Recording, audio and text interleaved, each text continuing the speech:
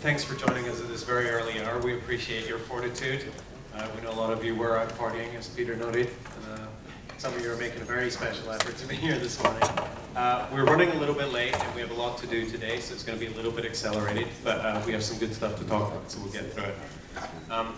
My name's Frank O'Connor. I work for Bungie Studios. Right now we're working on Halo 3, and we're putting the finishing touches to a story that we started in 2001. We're here today, though, with a unique opportunity to discuss the future of storytelling and the process of creating compelling fiction in the world of video games. Xbox 360, Xbox Live, and Microsoft's ambitious long-term gaming vision are going to change the way that we tell stories in video games forever. Now, that's a pretty lofty claim, but I think it's one that's going to be borne out over the next few years, and we're going to see results very quickly. And this is going to be a movement that's going to make the Xbox 360 the place you go to first for rich, dramatic content that's frightening and funny in equal measure. And you're going to go to the Xbox 360 and Xbox Live to see that stuff first. So with that in mind, it's my great pleasure to introduce you to three legends from the world of big screen and video game entertainment. We have Mr. Peter Jackson from the newly formed Wingnut Interactive.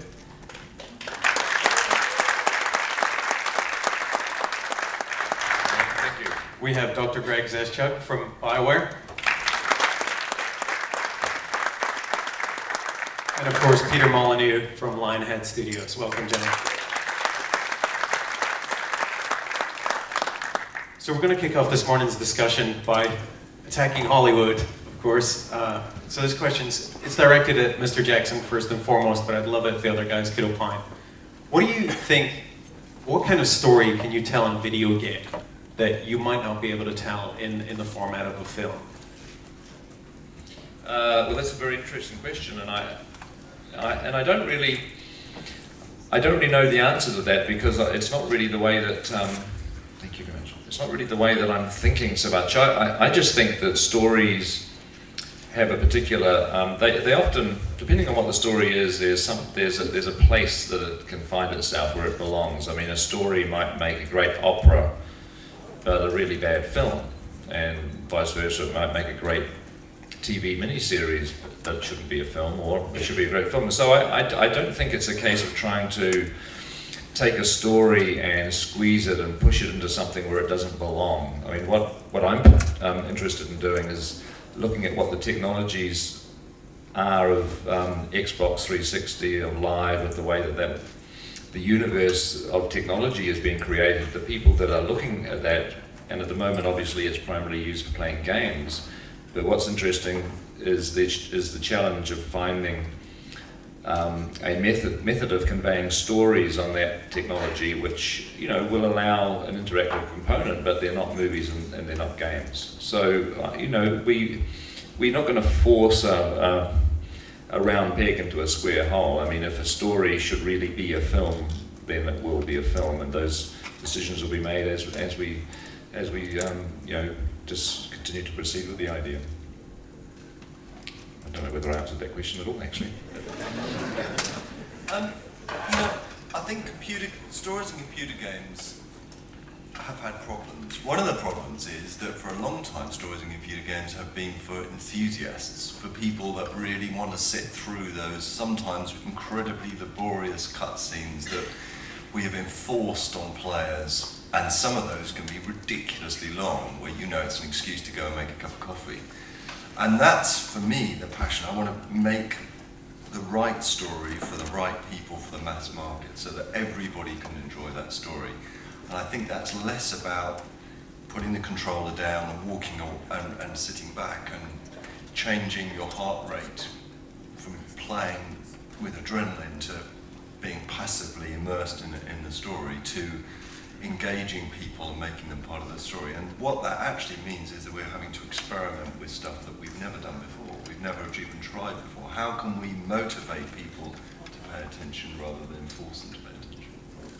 I would add, obviously the biggest leap is one of interface. I think very similar to what you're saying is that, the way we interact with the game is the challenge. Like for, decades, we've all built games that are for that enthusiast audience. And the challenge is making it so easy that someone can pick it up and just instinctively know what to do with it. And the experience of being the center of the story is really what we're about. And I think that's the amazing thing about games. That's where, in a lot of ways, we think the future lies. The technology is all about that supporting structure around the experiential aspect of being in a story.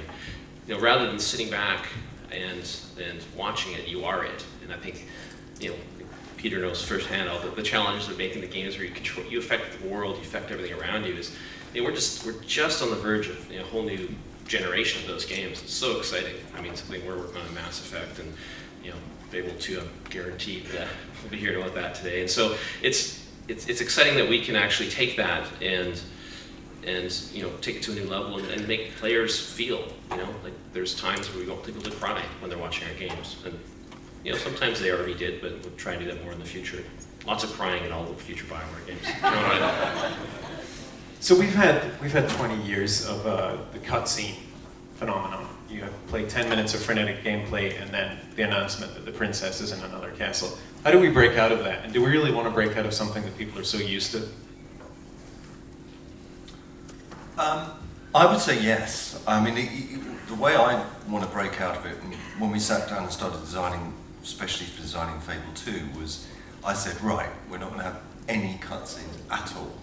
And of course, everybody went away and said, well, this is ridiculous. How can we tell a story without cutscenes? And what I wanted to say is, firstly, what you are doing as a player in this game has to feature in the story. You have to change the story about what the player's doing, because that is so exciting. It becomes more than my vision of what the story would be, but more of what a player's vision is. And secondly, when you present something with somebody with a piece of story or a piece of dialogue that you really want to pay them to pay attention to, you've got to think of tricks, and they've got to invent tricks to motivate them to want to look at that story. And what that means is slightly modifying what people are told, depending on what they've done, and making sure it's set in the right place so they're not distracted. But it is, as I said, this is an experiment we're playing around with, and sometimes it works and sometimes it doesn't.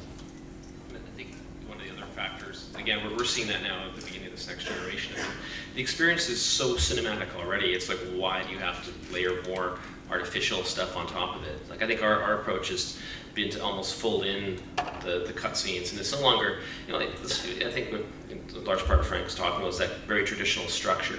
Games, start, stop, but you want the player to get into more of a flow, and they just continually play, and they're experiencing things, some of which are cutscenes, some of which are gameplay, but they're built in, and they're not feeling there's that jarring, you turn off your action hands to get ready for the story, and then you go back to it. You want that to be part of the whole experience, the flow the player feels. I think from my point of view too, some of it is, some of the way that I'm thinking is, you ultimately obviously want the person to have the experience that they want to have, and so if somebody wants to play a game and is not interested in the story, but they simply want the challenge of beating the machine, or then that obviously should be available. There's fantastic games that have been made. I guess, to me, I look on it like when you have your time that you want to be entertained, you can pick up a book and sit down and read a book, and that has a different demand on you than turning the TV on and seeing the TV. At the moment, really, the gaming world is obviously aimed at the game player. And, I think in some instances, game players don't want story. They don't expect it, and it's not what they're picking up their controller for.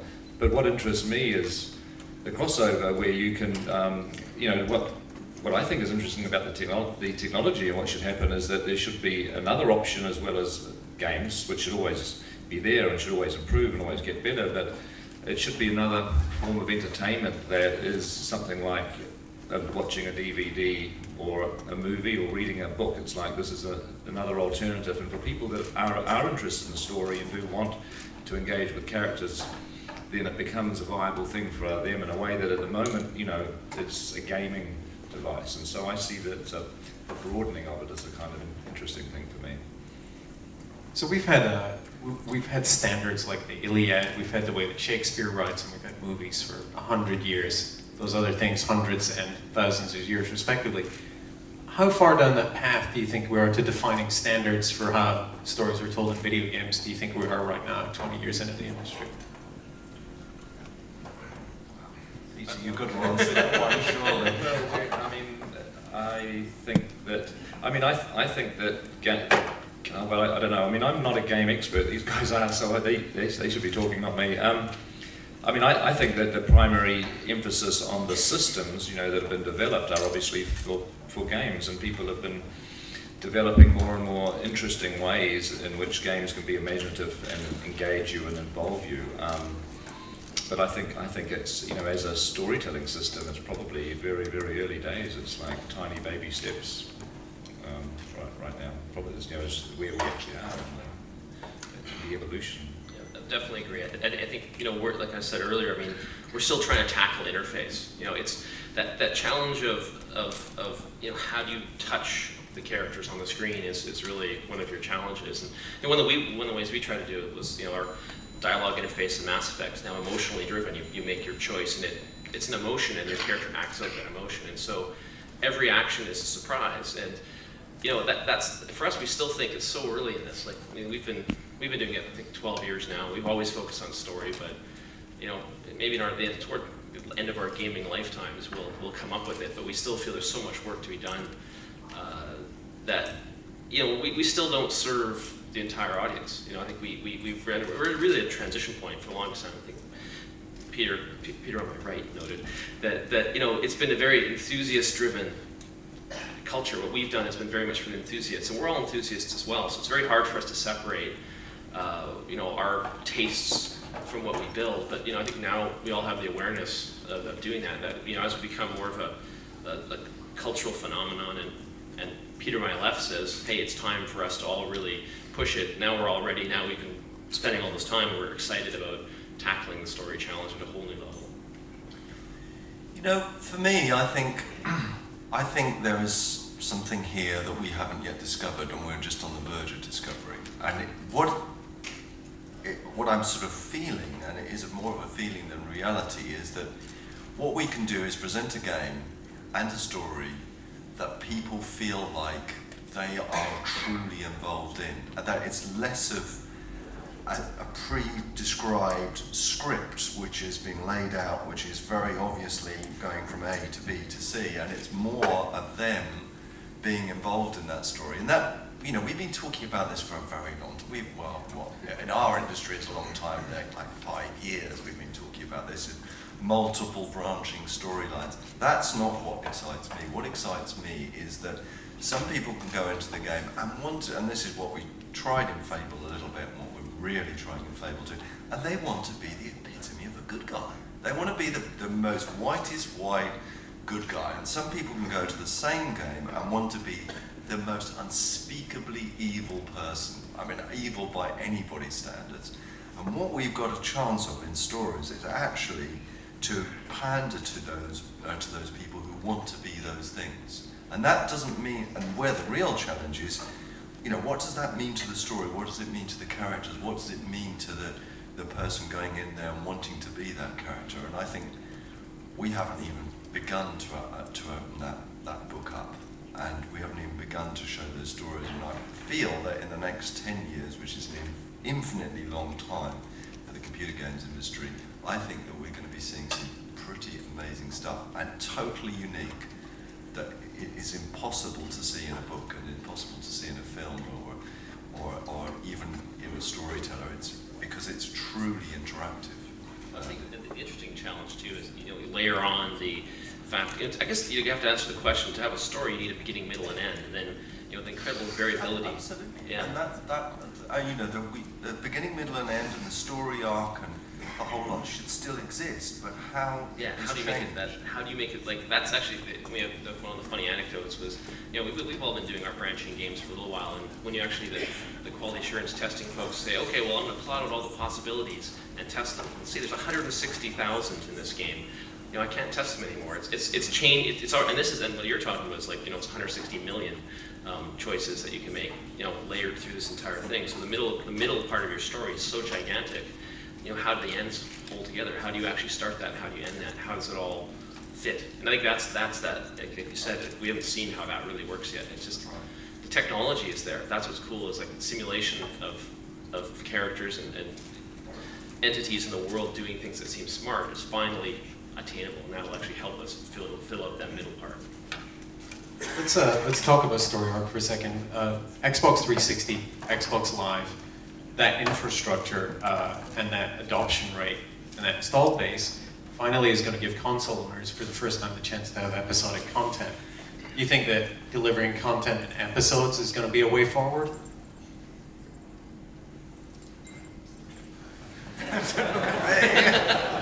Well, I mean, for a start, this episodic content has some problems. One of the big problems is for us to make episodes, we're going to need the tools to make episodes.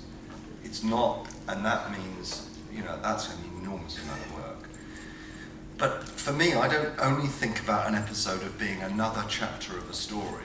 The interesting thing is, if you created a simulated world, and in that simulated world you set a story, then part of the episode could be another bit of the simulation. For example, supposing if in Fable 2 I say, we're creating a world and you can play through the story or you can involve yourself in living in the world. What if I were to say, okay, we're going to introduce another little simulation bit, we're going to introduce another bit to the economy. That is an episode. It's not a story, it's a part of the simulation. I think that is quite exciting. So what you think of as episodes, don't just think of as another section of the story. Think of actually episodes adding to and changing your game and your gaming experience.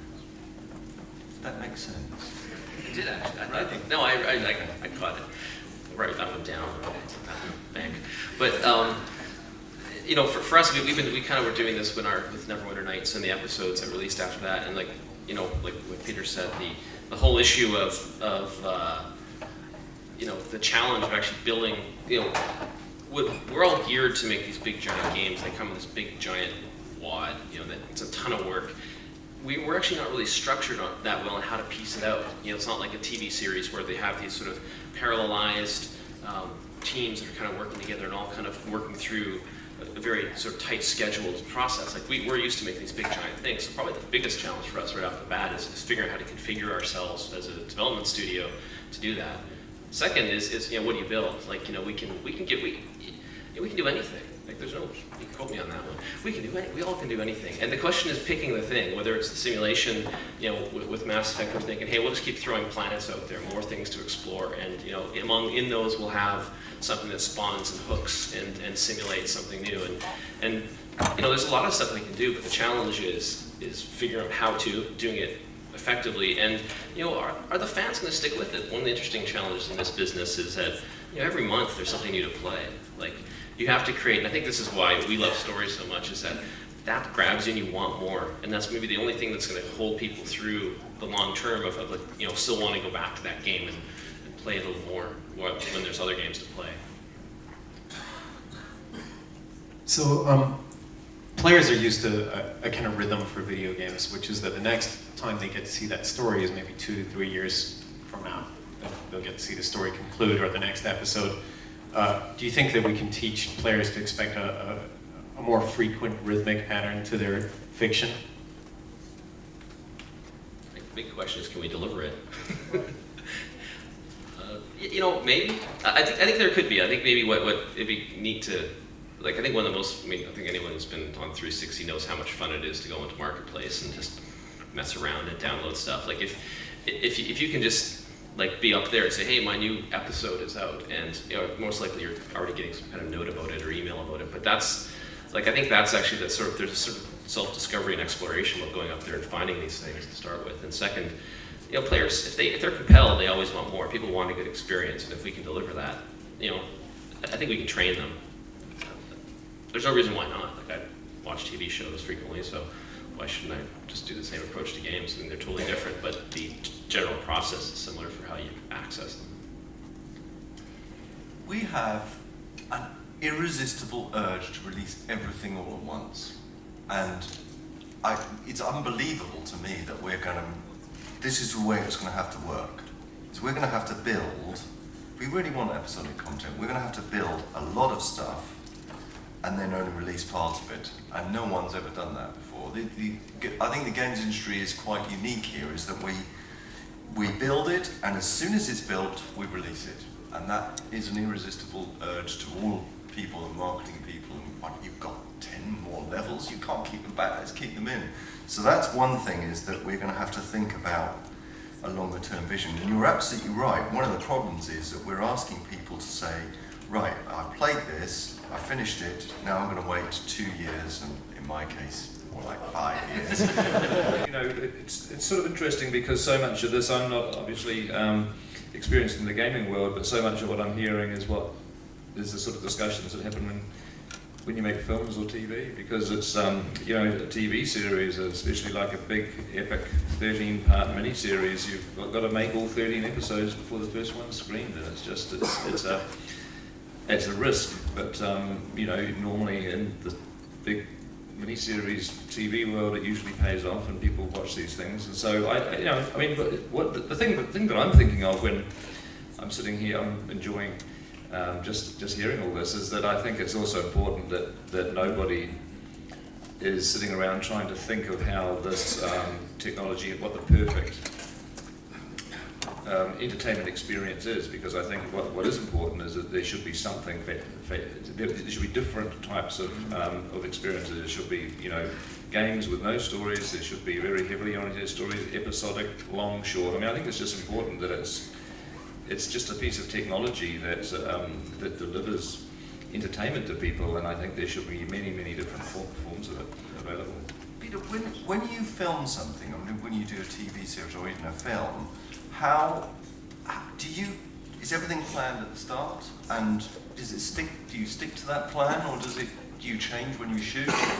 Because that's there. Well, I mean, my experience is that you, well, to answer your question, it should be planned at the start, and you shouldn't change anything. But we always do. But that's just us, because you're constantly thinking of ways to improve it. I mean, it's a very organic thing, and in a way, it's the film industry shouldn't be organic. You know, the film industry is structured in such a way that there's large amounts of other people's money involved, obviously, that are funding a studio or whoever. So you write a screenplay, and that gets debated and discussed, and then at some point, you know, you actually have to sign the cover of the screenplay with a pen to say this is the film that we're spending your money on, right, and we're not going to change a word, because this is what you want to pay for, and you actually sign it, and then in theory, you go and you make that. But the reality is that that's not, you know, that's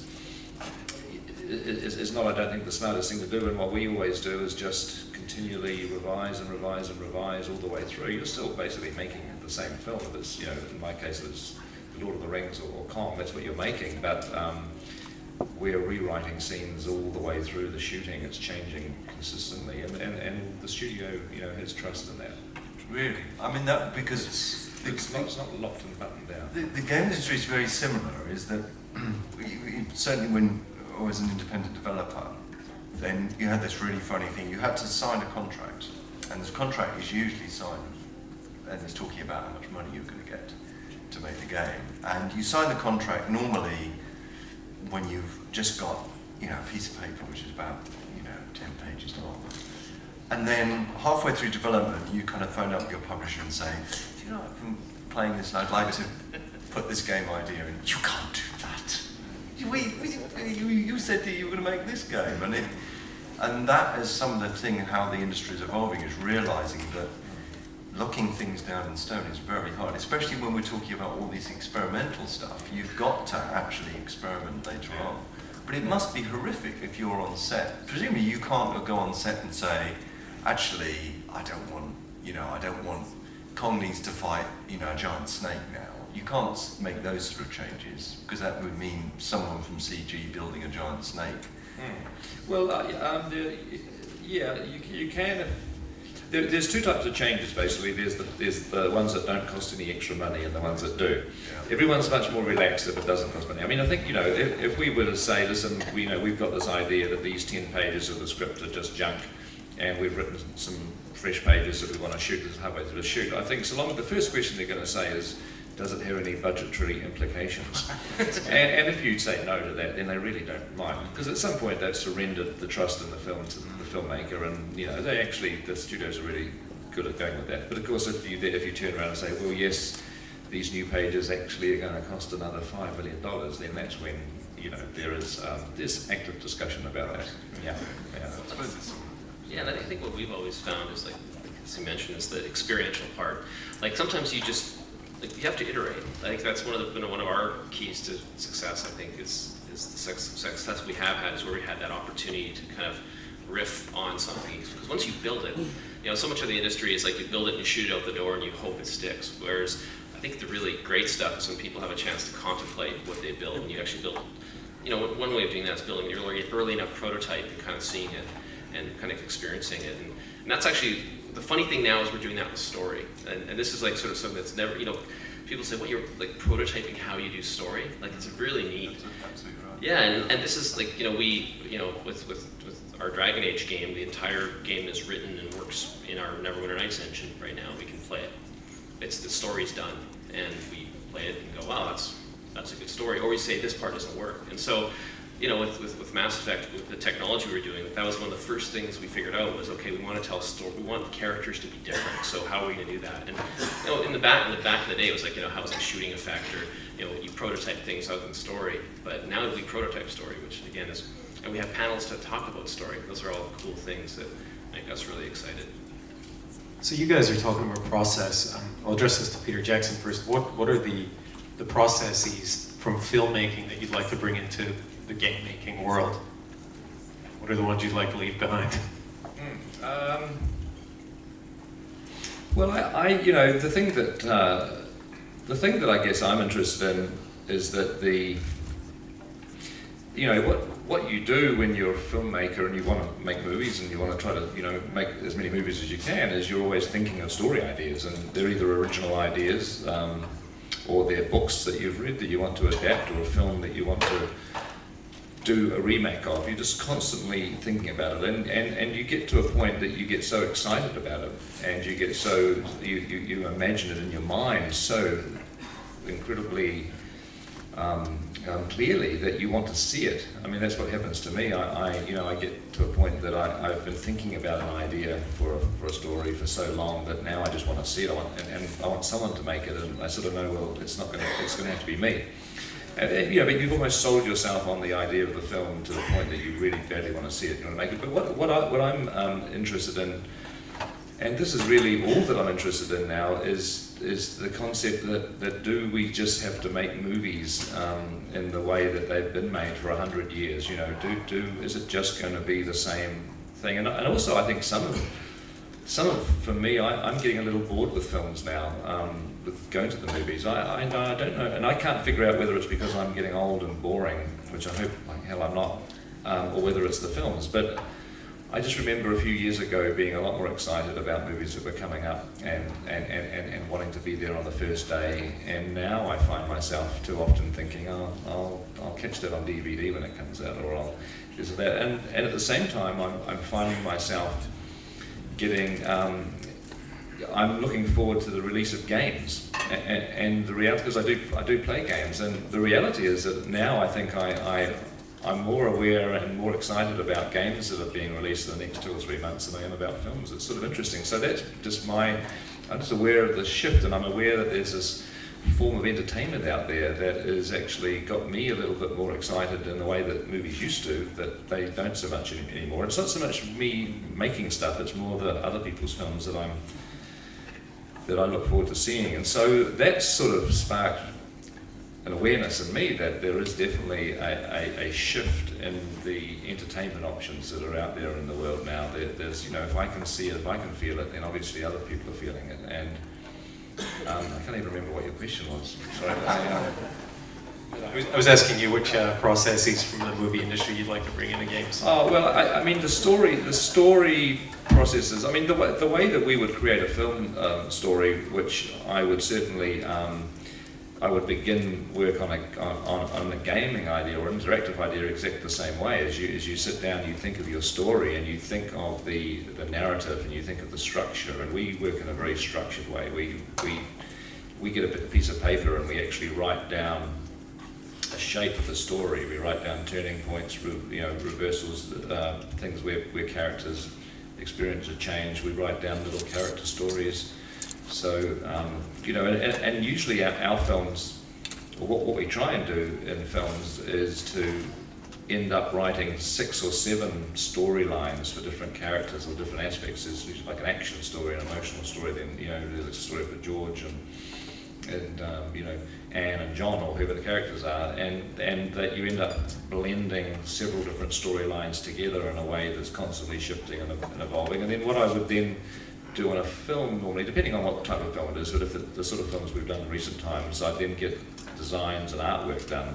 I mean, what I do usually before we even talk to a studio about anything, is we get, unfortunately we've got a great team who work with us down in New Zealand. I would get upwards of 50 or 100 beautiful colour pictures drawn of different moments in the film, mood, atmosphere, characters, and so the storyline is evolving, and then that's feeding into the visual kind of look of the piece. And I would see, if I was approaching an interactive thing, I mean I think that part of the process would almost be the same, and almost you get to a point where it could be a movie or it could be interactive. I mean, and that's sort of the stage. I'd love to know and to experience all the cheats that you do, because you do cheat horribly with lighting and characters, and we don't. I mean, we do. Come on. Well, we do, but there's this terrible thing that I always have these arguments with the team, and that is about reality. And there was this one discussion I was having the other day, and we were talking about, I said, well, we want to get this, and we want to get this emotion from the player, and maybe we should allow the player to see through that character's eyes. Well, you can't do that, it's not real.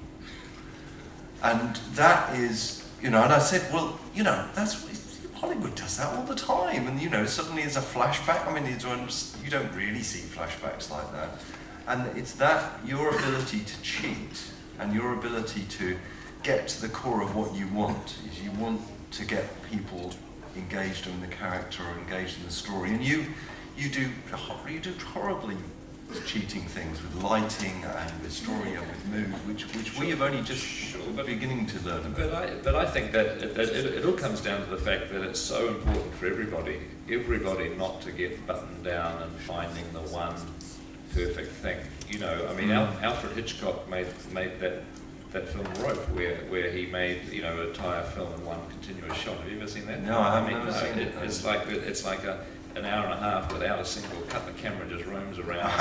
And he was just, he was a guy experimenting with a form of storytelling that no one had ever done before, and no one's hardly ever done it since. I think it's just been done once or twice. But it's like, normally you go to a movie and you just experience, the filmmakers choosing the angles that you're constantly shifting people's points of view. But Hitchcock abandoned those tricks completely and just had this camera roaming around, and it was just it was an interesting form of storytelling. I mean, you imagine every type of film that you've seen, of all the different directors that have brought their ideas to it, and I think it's so important in the interactive world. Not that there's never going to be a set way that a game or interactive thing has to be done. I think so. The variety is so important, but certainly never let it.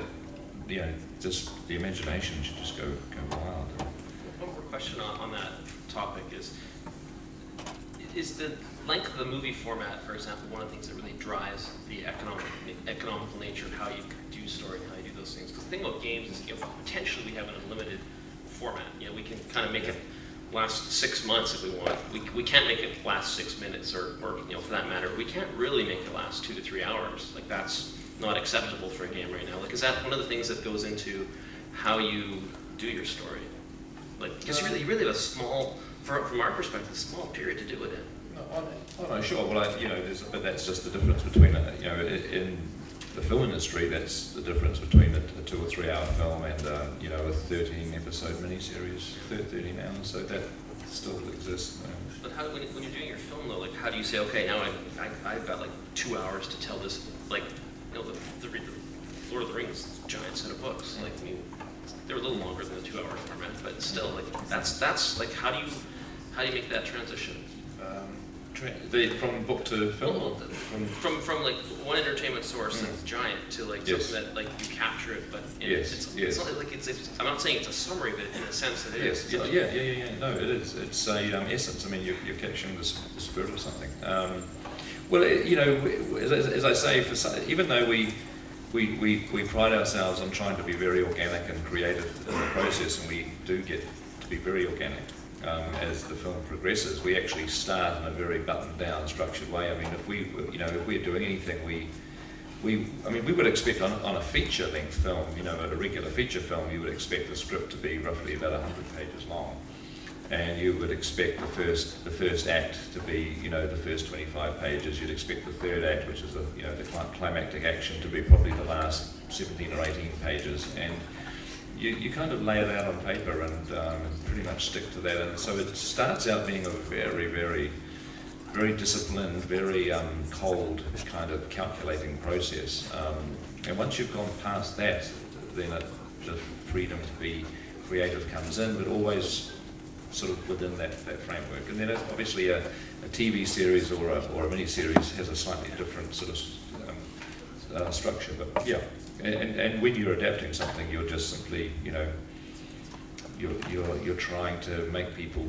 You read a book, a big thick book, which, as you say, if you really, did a big thick book as a film, it would be hours and hours and hours. Yeah, it would be a long time. But you just want to give people the feeling, the feeling that they got when they read that book. You want to somehow capture the spirit and put it into the film. And it doesn't particularly matter on a moment by moment basis. It's more just the spirit of it. And I think that's maybe one of the things we have to do better in games is maybe we don't start out, with the sort of it's going to be 26 hours long. It kind of ends up being what it is. Yeah, we don't know. That's the frightening. I think what we all going to discover is that there's a lot of things that we don't know at the start. And it's relatively new that we want people to finish our games. I know that sounds ridiculous, but quite a lot of the times we built these games with the thought, well, no one's going to finish this. When we were thinking about building 60 hours of entertainment or 100 hours of entertainment, and now we're starting to say, look, now everyone who buys this game, who pays money for it, really should get to the end. And I suppose it's rather like a TV series. Is when you build a TV series, I suppose they kind of realise that maybe some people won't stick with it, and it's relatively new to think we've got to be succinct and talk about what we've done. Oh no, sure. I guess I'm just imagining what I'm sort of interested in having a play around with is something that is definitely bringing more of a film sensibility, I guess, and seeing what we can do with the Xbox. I'm not really even thinking about doing games, because other people do games far better than me. I mean, I don't have skills in that area, but what I do love is stories, and so where I'm coming from is just the thought, well, I don't have to keep delivering these stories as movies, till the day I retire or get hit by a bus. There are sort of other things I could do. I don't particularly want to write books, but but the interactive, the Xbox is something that I do enjoy. So I'm kind of have a play around with something that's a bit different. I think what I'd love you to see is the tools that we've got, and some of the tools that we've got at the moment. Like you could say, okay, I want everybody in the simulation to be more scared of this character, or to like this character, and I can just change one number, and that happens. And it's kind of, in a virtual sense, it's like changing the world very, very interactively. That, I think, would be fantastic if you experience. But the frustration comes is when you want people to say things. We can't simulate voice anymore, and it is all just voice. That's where the voice is. We were talking about that for thinking about some of the sort of voice simulation tools are getting better. They're still, it's not, you can't deliver a line like an actor in a compelling and emotional way, but hopefully we'll get there. I mean, that would be the absolute holy grail. See, we experimented with not found two things. You can do it, if your main character does one of two things, you can do it quite convincingly. If either they sing it, or they impersonate someone's foreign accent, then it doesn't sound too bad.